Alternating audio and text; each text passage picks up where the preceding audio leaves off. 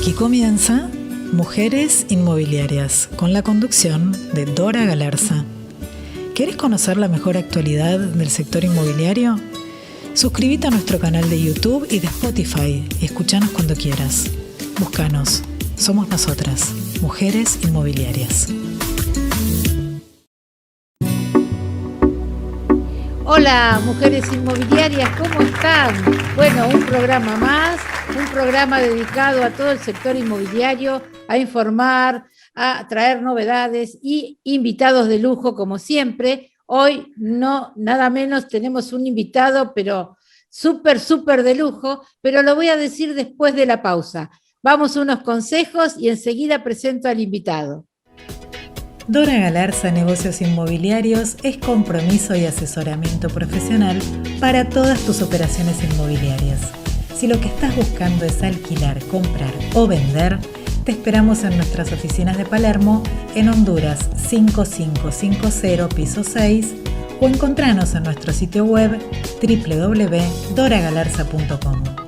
Si tu consulta es inmobiliaria, Dora Galarza es la respuesta. Seguros Mansilla te ofrece la verdadera tranquilidad para vos y tu patrimonio.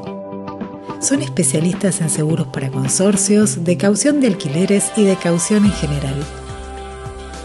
Si querés conocer más sobre Seguros Mansilla, búscalos en redes sociales o llamando al 11 6548 7622. 11 6548 7622. Seguros Mansilla es la medida de tu seguro, la medida de tu tranquilidad.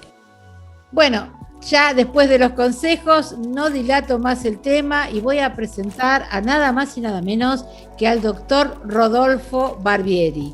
El doctor Rodolfo Barbieri es corredor público con título otorgado por el Colegio de Martilleros y Corredores Públicos de La Plata, graduado universitario de las carreras de procurador y abogado con mención de honor en la Facultad de Derecho y Ciencias Sociales de la Universidad Nacional de Lomas de Zamora. Bueno, ex docente, ayudante en Derecho Civil, parte general de la Facultad de Derecho y Ciencias Sociales, carrera de Abogacía y Procuración de la Universidad Nacional de Lomas de Zamora. Tiene muchos artículos en varias revistas de colegios de abogados, colegios profesionales inmobiliarios, y es autor de libros, que uno de ellos es El precio en la locación urbana, editorial Némesis 2003, Ley de Locaciones Urbanas comentada en edición. Bueno, y ha sido además disertantes en cursos, seminarios, jornadas, charlas y talleres en muchos colegios, en muchas asociaciones, en la Cámara Inmobiliaria y bueno, muchas más. Pero te recibo, Rodolfo, con un fuerte aplauso. Gracias por venir, muy amable. Por favor, es un gusto estar acá, compartir. La verdad que sí, bueno, y con vos tenemos mucha información porque la verdad que nos vas a dar cátedra hoy, ¿no es cierto? Bueno, por lo menos dar opinión. Perfecto. Bueno, Rodolfo, vamos a hablar de un tema que nos inquietó a todos, a todo el mundo inmobiliario, el tema de la expropiación. Si bien llegó en Avellaneda, quiero que nos comentes vos tu apreciación. Igualmente todavía no está reglamentada. Exacto. Hay una ley nacional que habilita a los municipios, incluso a empresas del Estado, la ley de expropiación del año 77, incluso hasta particulares, personas humanas o personas jurídicas podrían ser expropiantes si están habilitados por ley o por alguna resolución administrativa. O sea, si hablamos de la legitimación que pueda tener un municipio para expropiarla, puede tener. Ahora, debe regirse bajo ciertos parámetros. Esta ley que te estoy comentando, creo que es la 21499, es una ley muy, pero muy bien hecha, que establece una serie de pautas muy, pero muy importantes. O sea, siempre que se expropie va a tener que ser por una cuestión de utilidad pública. El expropiado que no se avenga al precio o a la expropiación podrá recurrir a la justicia, se puede abrir un proceso judicial, inclusive se puede hacer lo que se llama la expropiación inversa, que sería el caso, por ejemplo, ponerle que yo tengo una casa con dos locales y tengo todo junto en un solo predio y viene el Estado y me dice, le quiero expropiar la casa. Y bueno, expropiame también los 2 locales. Y en el caso de que no quiera, yo puedo hacer la expropiación inversa si entiendo que esos 2 locales ya pasan a ser improductivos sin el inmueble lindero. Y así pasa con un campo y así pasa con otros inmuebles. Yo me acuerdo. Entonces, que la ley que vos te referís, si no me equivoco, es esa que hacían cuando querían hacer las autopistas y expropiaban las casas, ¿no? Claro. Esa es la del 77, la de la dictadura. Sí, exactamente, los bienes tienen que ser, y está muy bien hecha, los bienes tienen que ser determinados o pueden ser determinables. Por ejemplo, si se dice que va a pasar una autopista por determinado lugar, pueden decirse qué bienes se van a expropiar o los bienes necesarios, se puede decir los bienes necesarios para el trazado de la autopista.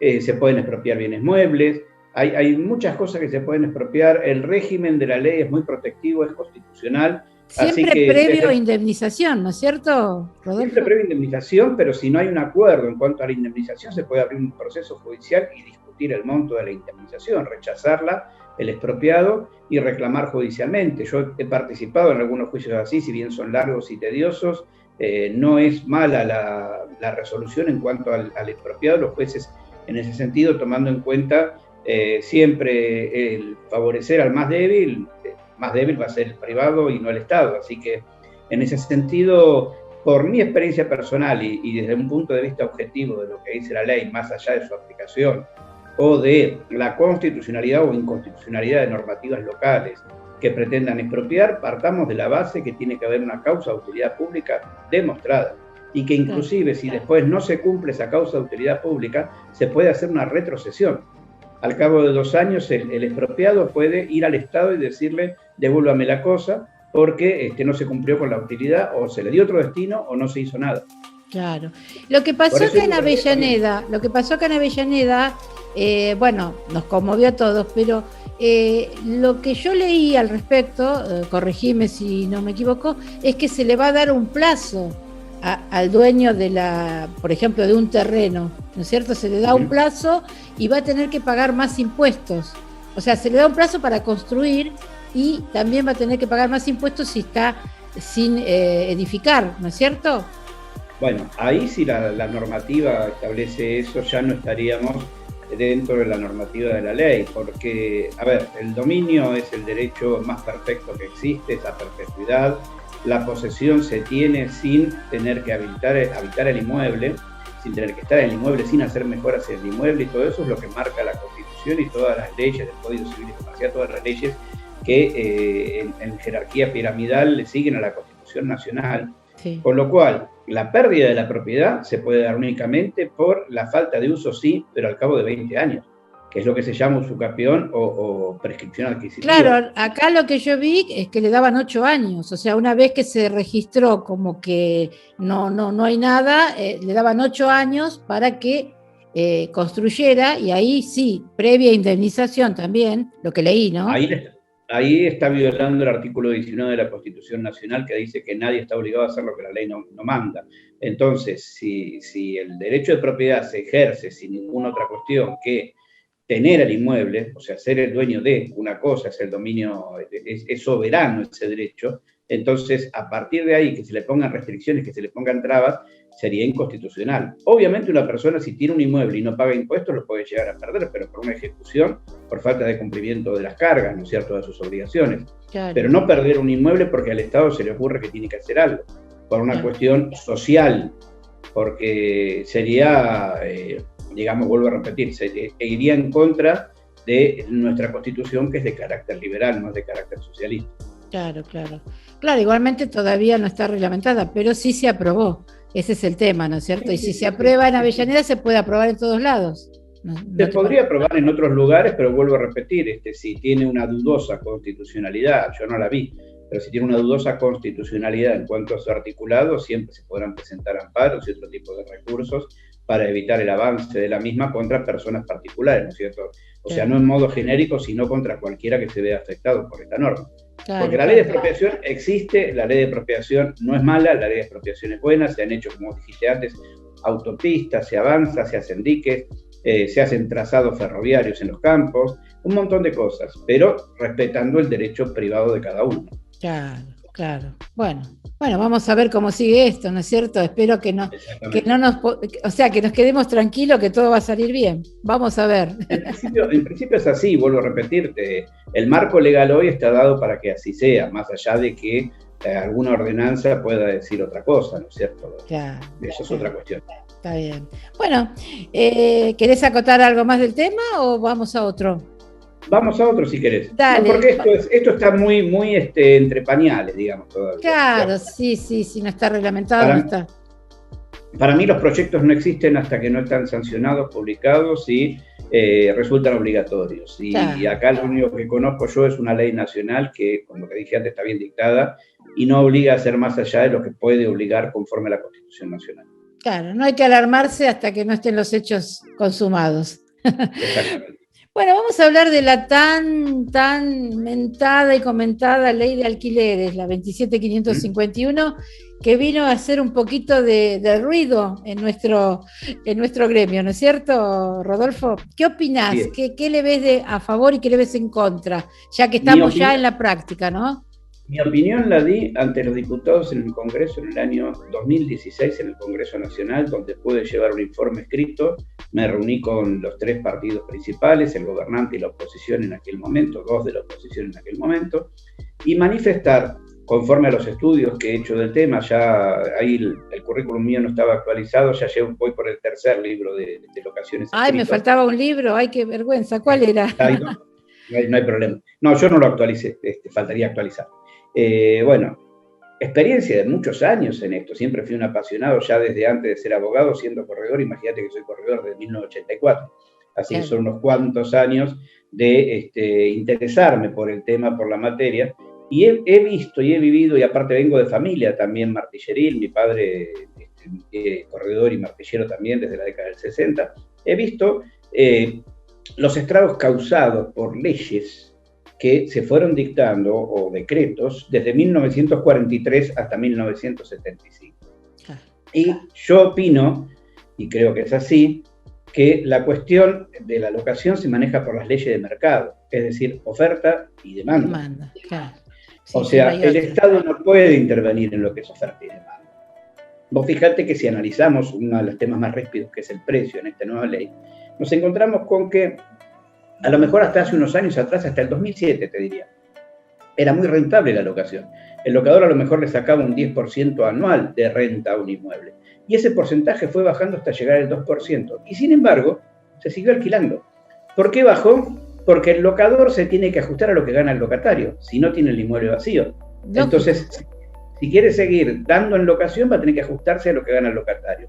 El locatario tuvo menos capacidad de pago a partir de que empezaron a aumentar mucho las expensas. Entonces, entre el aumento de expensas, los servicios que estaban retrasados también y algún impuesto, todo eso provocó que si sale la plata para un lado, no sale la plata para el otro. Entonces, el locador tuvo que resignar posiciones, pero siguió alquilando. ¿Y sabes por qué siguió alquilando? Porque se seguía manejando por las leyes de mercado. Claro. Le pregunta al inmobiliario, ¿esto cuánto vale? ¿Cuánto se puede cobrar? ¿Cobrarle tanto? ¿Esto cómo se puede ajustar? Ajustarle tanto. Y el inmobiliario no es el malo de la película como se estableció desde muchos sectores, y no hace falta que los mencione, que vos los conocés. Más bien. El inmobiliario no es una corporación. No es lógico. Es el que asesora al locador qué precio poner. Y el locador siguió alquilando hasta que el locador tuvo miedo con una ley que le está diciendo el precio te lo pongo yo. Y que puede perjudicar tanto al locador como al locatario. Coincido con todos los que han opinado que esta es una ley perfecta, perjudica a las dos partes por igual. Tal cual. Lo he dicho, ¿no? De radio y televisión también, perjudica a las dos partes por igual, porque para el locatario también es bueno saber a lo mejor que tiene un 20% semestral de aumento. Por decir algo, un 15, un 18, lo podrá pelear, más que hay oferta locativa. Si se retrae la oferta locativa, y ahí es donde hablo de las leyes de mercado, hoy, de repente, un precio, vos sabés cómo se infló. Subió mucho más de lo que subía en plaza con esta nueva ley, porque justamente también tenemos a los propietarios que están en una disyuntiva. O venden barato, si se quieren sacar la locación de encima, o alquilan caro. Claro, sí, no, tenés razón, porque los precios se dispararon, pero mortalmente. Incluso yo tengo pocos alquileres, pero los pocos que tengo, el locador ha venido y me ha dicho, no, este es el precio. Y yo le digo, pero escúchame, lo pagará el primer mes, el segundo, y después vas a tener un problema, porque es la verdad. Es impagable lo que están pidiendo, es impagable. Entonces, es lo que vos decís, está asustado el locador y también el locatario, porque, o sea, ahora ya más o menos tenemos la noción de cuánto va a ser el ajuste, pero en el momento de firmar el contrato, tanto el locador como el locatario no sabían el año siguiente lo que iban a pagar, o sea, lo que iba a recibir uno y lo que iba a pagar el otro. Igualmente, y con el tema de los servicios ni hablar, porque a veces los servicios eran más caros que pagar el alquiler. Y lo mismo pasa con las expensas, aunque solamente sean las ordinarias las que pague el locatario, que igualmente venían siendo eso. Pero vos hablaste que sabemos lo que van a pagar, así ya sabemos cuál es el índice a partir de julio de 2021, pero ¿cuál va a ser el del 2022? Acordate que esto se maneja por índice de precio al consumidor y lo que es el RIPTE, lo que es la remuneración imponible promedio de los trabajadores estables. Entonces, donde tengas aumento de esos dos lados, a lo mejor también se vuelve impagable el alquiler, o se hace muy oneroso, y si de repente las partes pudieran negociar, pueden negociar en un precio menor. O si eso queda rezagado, en un precio mayor. O sea, de una u otra forma asusta. Asusta porque no es uno el que lo puede manejar. Ya no es el locador, el locatario el que lo puede manejar en vivienda. A un año están atados a eso y más también. O sea, durante todo el contrato, porque tampoco lo van a poder manejar los años subsiguientes en vivienda, sino que siempre el Estado le va a decir, y ese intervencionismo estatal es malo. Y lo demostró todas estas normas, que fueron todas inútiles, que fueron todas derogadas a partir de 1975. Y lo que es importante también es que acá no se está cumpliendo una norma en la actualidad, que es un artículo que quedó vigente a pesar de la modificación de los códigos, o sea, de la derogación del código anterior y la sanción del nuevo código. Te cuento. ¿Cuál es? Hay un artículo, o sea, tenías varias leyes locativas antes del Código Civil, o durante el Código Civil, perdón, existió el Código Civil, después la primera reforma creo que fue en 1911, que fueron protectivas del locatario, esas tipos de reformas, porque el Código Civil del siglo XIX era totalmente liberal, y se siguió avanzando con disposiciones que modificaban el Código Civil, y se dicta una ley, digamos que es accesoria al Código, que complementa al Código en la década del 70, año 76, la 21.342. De esa ley, después quedan solamente 3 artículos vigentes porque se dictó en la época de Alfonsín otra, que es la 23.091 de locaciones. Entonces convivía la ley 23.091 con el Código Viejo. A partir de la sanción del Código Nuevo, la comisión redactora dijo, bueno, vamos a derogar el Código Civil Viejo, vamos a derogar en materia locativa y en otras materias, vamos a derogar la ley 23.091 completa, pero de la ley 21.342 vamos a dejar un artículo vigente. ¿Sabes lo que dice ese artículo? Ese es el artículo 6 que le puso fin a la intervención del Estado. El artículo 6 se titula Garantía del Estado. Más o menos parafraseándolo dice, el Estado garantiza que no intervendrá más en las locaciones dictando normas que deban cumplirse en beneficio y en perjuicio de la otra parte. Eso es lo que dijo ese artículo y los redactores en el 2015 dijeron, este artículo tiene que quedar. Y ese artículo que tiene que quedar está siendo violentado con este tipo de legislación porque está interviniendo. Porque el mismo preámbulo de la ley te dice que las consideraciones de la ley en su inicio te dice que entienden los legisladores que tienen que intervenir, dictando normas protectivas. Entonces volvemos de vuelta a un régimen anterior, y esto lo hablé en el 2016 con los legisladores. Estamos volviendo para atrás. Y sabemos muy bien que cuando uno no aprende sus propios errores, los vuelve a cometer, ¿no es cierto? Y vos me estás diciendo que esta ley sigue vigente. Claro, el artículo 6 se derogó absolutamente todo. Se derogó la ley 23.091, se derogaron los otros 2 artículos de la ley 21.342, se derogó el Código Civil. Tenemos una flamante legislación nueva a partir de 2015 que se llama Código Civil y Comercial, que nucleó todo. Claro. ¿No es cierto? Hasta julio que salió esta ley.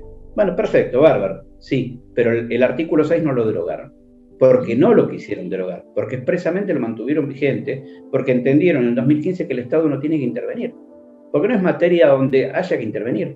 En tal caso, el Estado tendría que tener una actitud proactiva. ¿Qué quiero decir con esto? El Estado también tiene que o dar en comodato a las personas que están en situación de calle, un inmueble, o que pueden caer en situación de calle. El Estado tendría que dar subsidios, el Estado tendría que dar préstamos. Las viviendas que construye el Estado tendrían que ser distribuidas entre las familias, como dice este protocolo de la resolución 88 que fue dictado este año, tomando en cuenta a los que tengan mayores necesidades, arrancando por las familias monoparentales, con situación, gente en extrema pobreza, gente mayor, gente que tenga violencia familiar. Empezar por ahí, pero haber empezado antes y seguir. Y entonces vas a generar más oferta. El Estado está ofreciendo vivienda en locación o en propiedad o en comodato. Entonces, ¿sabes qué pasa en ese momento? Va a haber oferta, y si hay mucha más oferta, el precio de la locación también baja automáticamente. Claro. Bueno, en la ley 27.551 se ve el alquiler social, hay unas pautas del alquiler social. También está y muy bien tratado a partir del artículo 10 de 1984 de la ley 23.091, pero nunca se puso en práctica. Claro, ese es el tema. Sí, es como decís vos. El Estado es el que tiene que garantizar todo esto, no los particulares. Pero bueno, viste, esta ley está y lamentablemente... ¿Vos hacés alquileres también, Rodolfo? Hago alquileres como abogado, ¿no es cierto? Yo ejerzo únicamente como abogado. Uh-huh. Y sí, intervengo en contratos, intervengo en juicios de contratos. Soy apoderado de una empresa que hace fianzas locativas. Entonces, estoy muy metido en el tema de toda la vida. Claro. Ese sentido. Y con respecto a las garantías, ¿cómo ves el tema? Porque la ley te habilita a que tengas varias garantías. En la práctica, bueno, nosotros acá en Capital Federal el tema de los recibos de sueldo, la verdad no lo podemos implementar. Sé que en otras partes del país sí, pero bueno, ¿vos qué solución le darías? Vos que tenés tanta práctica. Los artículos que ataco de la ley, porque está muy mal redactado, es para... fija la obligatoriedad de aceptar 5 tipos de garantía para locaciones de vivienda. No sucede lo mismo con los otros destinos locativos. Uh-huh. Pero está mal redactado, resulta un poco confuso y, en definitiva, violenta un poco la libertad de contratación también, que está establecida hoy en el artículo 958 del Código Civil y Comercial. Con lo cual, ¿cómo se implemente después en la práctica si uno le dejan elegir? Mirá, acá en provincia seguimos viendo las garantías propietarias, también vemos que hay muchas afianzadoras actuando. Hoy también las afianzadoras, después de lo que nos pasó con la pandemia, la crisis económica, hay muchas que están un poco retraídas, pero las principales, las más conocidas en el mercado, siguen dando fianza locativa. Y después la cuestión de los recibos de sueldo. En los recibos de sueldo siempre hay que tomar en cuenta, que es lo que yo siempre le digo a alguien cuando quiere tomarlos, de hecho yo hago varias donde se toman los recibos de sueldo, que ya sea con un recibo de sueldo, con una certificación de ingresos, donde yo lo que solicito es que esté hecha por un contador público y que la firma esté certificada por el Consejo de Ciencias Económicas, para tener una trazabilidad de un año atrás, o sea, de un año fecha para atrás, de la fecha del contrato, de lo que viene ganando esa persona. Y siempre lo que tenemos que tomar en cuenta es los porcentajes de embargo, por ejemplo, en el sueldo. Porque una persona que no gana más del doble del mínimo vital y móvil, se le va a poder embargar un 10% del sueldo, no más. Y una persona que gana más del doble del mínimo vital y móvil, se le va a poder embargar un 20%. Entonces, no es lo mismo el que está a prueba, que entró a trabajar hace 3 meses, que puede ser despedido en cualquier momento, claro, que cuando miro el recibo de sueldo, la persona tiene 10 años de antigüedad en el empleo. No es lo mismo el que gana 40.000 pesos que el que gana 150.000 pesos. Entonces son todos elementos para tomar en cuenta y solicitar ahí la garantía como corresponde, porque también ese artículo dice no podrá pedir más de 10 veces el valor locativo, no podrá pedir más de 5 veces el valor locativo. Es relativo, también para mí es un defecto de redacción, porque por ejemplo por un inmueble no podrá pedir más de 10 veces el valor locativo. ¿Qué inmueble vale solamente 10 veces un valor locativo? Claro. Todo vale muchísimo más que 10 meses. Muchísimo más, por supuesto, por supuesto. Por eso te digo. Y acá lo mismo, o sea, de repente si el locador se aviene a aceptar recibos de sueldo del grupo familiar o de algún fiador, amigo, bueno, va a tener que analizar muy bien los recibos o las certificaciones de ingresos y en función de eso decir, sí, acepto, pero con estas garantías. Y si así todo no son suficientes, un seguro de caución, una fianza de alguna de estas empresas afianzadoras. Claro. Es lo que se está haciendo. Es lo que más se está usando, el seguro de caución. Claro. La verdad que vino a revolucionar el tema. Antes los locadores no tenían ni noción de lo que era y ahora todos te piden un seguro de caución más que una garantía propietaria. van a los seguros. Hay que explicarle a la gente que no es lo mismo el seguro de caución que la fianza solidaria que puede otorgar una afianzadora, una sociedad anónima, que hay varias en el mercado obrando, no es lo mismo que el seguro de caución del banco. Son dos regímenes totalmente distintos. O de la compañía de seguros. Pero cumplen la misma finalidad, en definitiva. Claro. La compañía de seguros es la del seguro de caución que estamos hablando, donde hay tres partes: el tomador, el dador y el beneficiario. Y la otra es una fianza que paga lo que corresponde, 2 meses, 2 meses y medio, 3 meses, lo que le cobre una sociedad anónima que no está habilitada por la ley de entidades financieras para hacer seguros, pero da por su objeto para otorgar una fianza, y que, bueno, es solidaria bajo determinación y afianzaría la locación, y es lo que más le conviene en costos al locatario a lo mejor, y que si la ponemos en un paralelo, como yo digo siempre cuando me piden asesoramiento, ¿qué es preferible, una garantía propietaria o un seguro de caución, o en tal caso, el de una afianzadora? Bueno, seguro de caución, los bancos en principio pensamos que hay solvencia, las afianzadoras si son de primera línea también.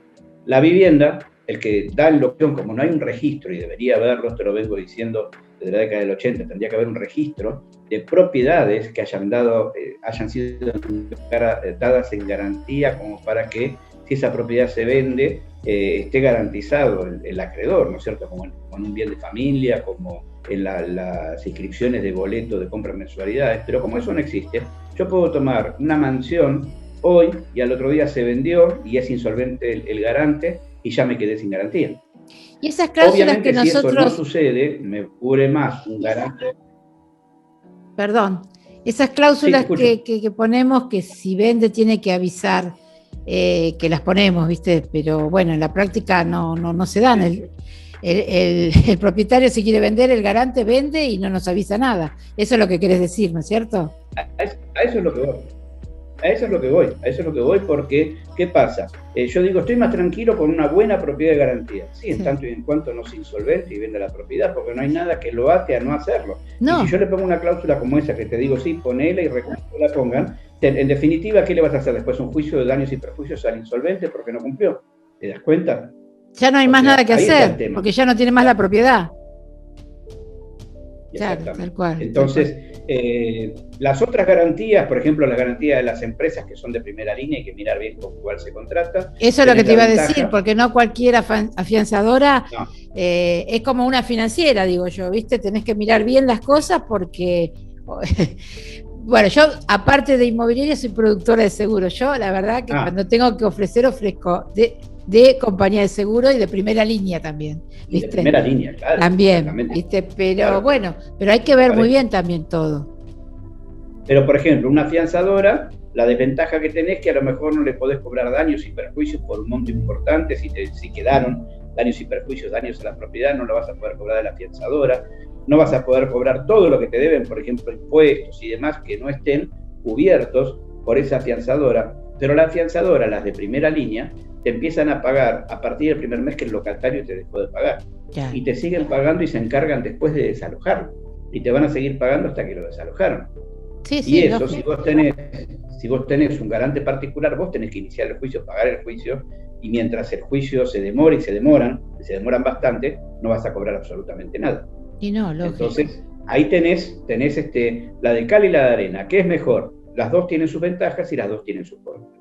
La garantía propietaria, si tiene solvencia la otra parte, y también muchas veces yo miro y aconsejo, mira, acá es una buena casa, son los padres de la pareja que está alquilando, o sea, ya es más difícil en esos supuestos de haber incumplimientos, porque hasta por ahí vienen los padres y sacan las papas del fuego, como quien dice, ¿no es cierto? Sí. Cuando está la pareja, los locatarios en una mala situación para poder ayudarlos, hasta inclusive los mudan y demás para evitar males mayores.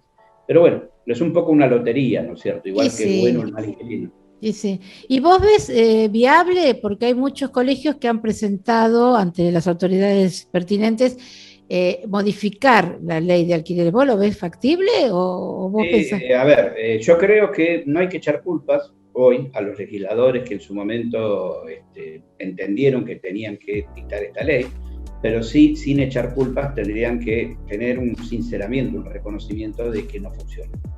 Que no funciona no quiere decir que no funcione toda la ley, que no funcionan determinadas partes de la ley. Entonces tendría que haber una apertura, estar dispuestos con proyectos propios o leyendo proyectos ajenos. Hay uno del diputado Enríquez que es muy, muy interesante. Entonces, buscar, analizar esos proyectos, tratarlos, consensuar, modificar, debatir, agregar, sacar, pero es necesario modificar esta ley porque todo es evidente y vos como operadora del sector sabes muy bien que todo funcionaba mejor antes de la ley esta de julio del 2020. Tal cual, eso es innegable. La realidad supera cualquier otra cosa. Más bien. Bueno, Rodolfo, fue un gusto haberte entrevistado. La verdad que nos aclaraste muchos puntos y eso es lo que a mí me gusta, que venga gente para sumar. Y vos sos uno de ellos. La verdad te agradezco nuevamente y te voy a volver a invitar, si me dejás. Nada que agradecer y cuando gustes, acá estoy disponible. Muchísimas gracias. Y a ustedes, Mujeres Inmobiliarias, nos vemos la próxima semana. Chau, chau.